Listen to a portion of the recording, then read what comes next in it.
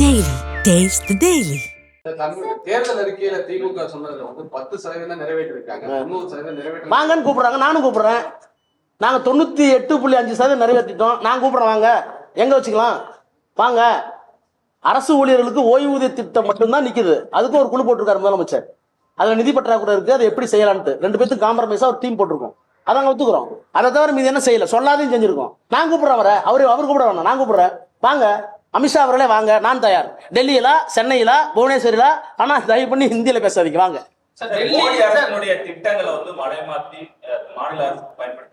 அதான் பொய்னு சொல்ல அவர் ஒரு ஆதாரம் சொல்லணும்ல, ஏதாவது ஒரு ஆதாரம் சொல்லணும்ல. இந்த ஹெட்ல, இந்த தலைப்பின் கீழ் ஊரக வளர்ச்சி துறைக்காக நாங்கள் கொடுத்த 16,000 கோடியை 18,000 கோடியை அவங்க எடுத்துட்டு போய் வேற திட்டத்துக்கு கொடுத்துட்டாங்க அப்படின்னு சொல்லணும்ல.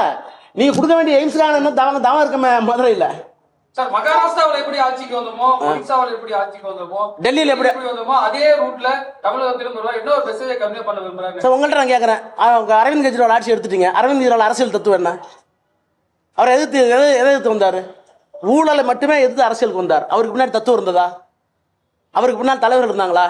என்ன வித்தியாசம்? மகாராஷ்டிராவுக்கோ டெல்லிக்கோ மற்ற இடங்கள்லயோ பிஜேபி சித்தாந்தத்தை எதிர்ப்பதற்கு சார் நாங்கள் அமித்ஷாவையும் மோடியும் பார்த்து பயப்படல. அவங்கெல்லாம் எங்களை ஆற்றால் சாதாரண ஆளுங்க. அவர்களுக்கு பின்னால் இருக்கிற அரசியல் தத்துவம் எல்லா இடத்துலையும் படையெடுத்து ஜெயிக்குது. ஏன் இங்கே ஜெயிக்க முடியல? எங்கள்கிட்ட அந்த சித்தாந்தத்துக்கு மாற்று சித்தாந்தம் எங்கள்கிட்ட இருக்கு. அந்த சித்தாந்தம் இங்கே வர முடியாது. ஸோ திராவிட இயக்க சித்தாந்தம் இருக்கிற வரை அவர்களால் இங்கே காலூன்ற முடியாது. ஆகவே நாங்கள் டெல்லி அல்ல, நாங்கள் மகாராஷ்டிரா அல்ல, நாங்கள் ஹரியானா அல்ல, நாங்கள் தமிழ்நாடு, நாங்கள் திராவிடம், இங்க வர முடியாது. சார், சமூக சிக்ஷா அபியான் கீழ வர 2352 கோடி பத்தி நிறைய கேள்விகள் திமுக எழுப்பியிருக்கீங்க, கொடுக்காம இருக்காங்க. அதை பத்தி எதுவும் பேசல. டீலிமிட்டேஷன், தொகுதி மறுவரையை பத்தி நிறைய கேள்விகள் நீங்க எழுப்பியிருந்தீங்க. நீங்க கேட்டீங்களா? இன்னும் அதான் கேட்கறோம். ரெண்டு பத்தி பேசாமே போயிருக்காரு. அதை பத்தி அதுதான் எடுத்தோன்னு சொன்னேன். 3 தான். அப்பட்டமான பொய், அருவருப்பான வஞ்சகம், பிளவுபடுத்தும் சூது. அப்பட்டமான போய் வஞ்சகம் என்ன? ஏன் டீலிமிட்டேஷன் பேச மாட்டேங்கிறீங்க? பார்லிமெண்ட் நாங்கள் கேட்குறோம், எந்த அடிப்படையில் டீலிமிட்டேஷன் வருது? இல்லை, எங்களுக்கு அந்த மாதிரி எண்ணமே இல்லை என்று சொன்னால் ஏன் 880 சீட்டை வச்சு பார்லிமெண்ட்டை கட்டினீங்க? ஏன் அந்த கட்டடத்தை திறக்கும் போது பிரதமர் மாதிரி டீலிமிட்டேஷன் வந்துச்சுனாக்க 800க்கு மேல எம்பிகள் வருவார்கள், அதற்காக தான் நான் கட்டினேன் அப்படின்னு சொன்னது உண்மையா பொய்யா? அமித்ஷா சொன்னாரா இல்லையா? அப்போ உங்க நோக்கம் டீலிமிட்டேஷன் வந்ததுக்கு பிறகு 800க்கு மேற்பட்ட எம்பிகள் வந்துருவாங்க. எந்த அடிப்படையில்? மக்கள் தொகை அடிப்படையில். அது தமிழ்நாட்டை வஞ்சிக்கும், அது தென்னகத்தை வஞ்சிக்கும். இன்னும் சொல்ல போனால் தென் மாநிலங்கள் இல்லாமலேயே எந்த ஒரு மசோதாவையும் எந்த ஒரு அரசியல் சட்ட திருத்தத்தையும் அவர்களால் கொண்டு வர முடியும் என்பதுதான் அங்க உள்ள இருக்க சூது. அந்த சூதியை முறியடிச்சிருக்கிற ஒரே தலைவர் எங்களுடைய மாண்பு முத்துவேல் கருணாநிதி ஸ்டாலின் மாமனிதர் தான். இதை டெல்லி வரைக்கும் ஒப்புக்கிறாங்க. நீங்க மட்டும் இல்லைன்னா இந்நேரம் டீலிமிட்டேஷன் முடிச்சிருப்பாங்கிறாங்க. பேச மாட்டார், அவர் பேச மாட்டாரு.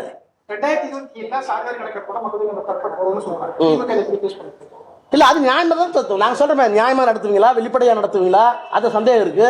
அதுக்கு பிறகு அதுக்கும் நீங்க சொல்லியிருக்கிற 2027 மக்கள் தொகை கணக்கெடுப்புக்கும் நீங்க ப்ரப்போஸ்ட் டீலிமிட்டேஷனுக்கும் இன்டர்லியா என்ன லிங்க், எப்படி போய் தொடர்புபடுத்த போறீங்க? ஒரு கன்ஃபியூஷன் தான் நடக்குது. இதே என்ன சொன்னாங்க, நீங்க இங்க முரண்பாட பாருங்க. சாதிவாரி கணக்கெடுப்பு என்பது இந்தியாவை பிளவுபடுத்தும்.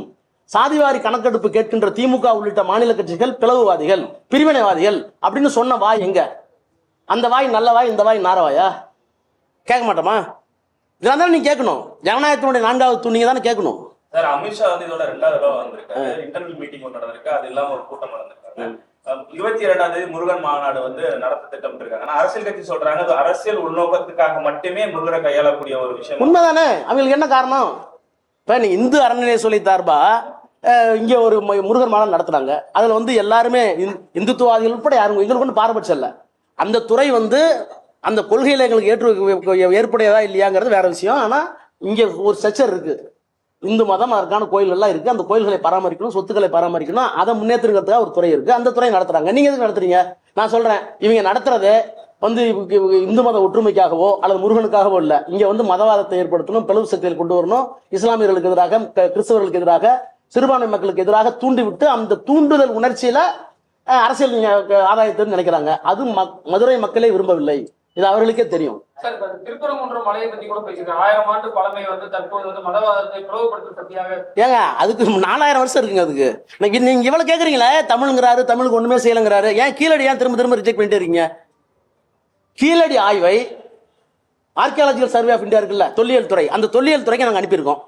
அதே மாதிரி இரும்பை கண்டுபிடிச்சி 5 வருஷம் 5500 வருஷம் ஆயிடுச்சு, இங்கே தான் கண்டுபிடிச்சோம், இங்கே நாங்கள் தான் புழக்கத்தில் கொண்டு போனோம். இந்த ரெண்டையும் நீங்கள் அங்கீகரிச்சிங்களா?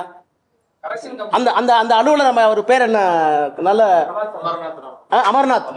அமர்நாத் அவரை வந்து 3 தடவை மாற்றி மாற்றி அடிக்கிறீங்களே, அஸ்ஸாமுக்கு ஏன் அஸ்ஸாம் கூப்பிடுறீங்க? அவர் கொடுத்த அறிக்கையில் தப்பு இருக்குன்னு சொல்றீங்கல்ல, அவர் கொடுத்த அறிக்கையில் தவறு இருந்தால் அந்த அறிக்கையை கொடுத்தவர் தானே கூப்பிட்டு இந்த இடத்துல தப்பு இருக்கு, உங்களுடைய பதில் என்னன்னு கேட்கணும். அதான் நேச்சுரல் ஜஸ்டிஸ். நான் ஒரு அறிக்கை கொடுத்தேன்னா அந்த அறிக்கையில் வந்து ஒன்றிய அரசு வந்து தப்பு கண்டுபிடிச்சதுன்னா நீங்கள் கொடுத்துக்கிற அறிக்கையில் இங்கே தப்பு இருக்குன்னு அவரை தானே கேட்கணும். அவருக்கு ஒரு வாய்ப்பு கொடுத்தீங்களா? என்ன கேளுங்கன்னு சொல்ல கேட்க மாட்டேங்கிறீங்களே, லேசாக திருப்பி விட்றீங்க அப்படின்னு போஸ்ட் ஆஃபீஸ் மாதிரி திருப்பி விட்றீங்களே, காலதாமதம் என்ன அர்த்தம்? இதெல்லாம் தமிழர்களுக்கு, தமிழருடைய பண்பாட்டுக்கு, தமிழ்நாட்டுடைய நாகரிகத்திற்கு, தமிழ் கலாச்சாரத்திற்கு, திராவிடத்திற்கு எதிரானவர்கள் என்பதை திரும்ப திரும்ப அவர்களை அறிந்தோ அறியாமலோ அப்பட்டமாக வெளிக்காட்டிக் கொள்கிறார்கள். இதற்கான அறுவடையை, தண்டனையை 2026 தேர்தலில் அவர்கள் நிச்சயம். Taste the Daily.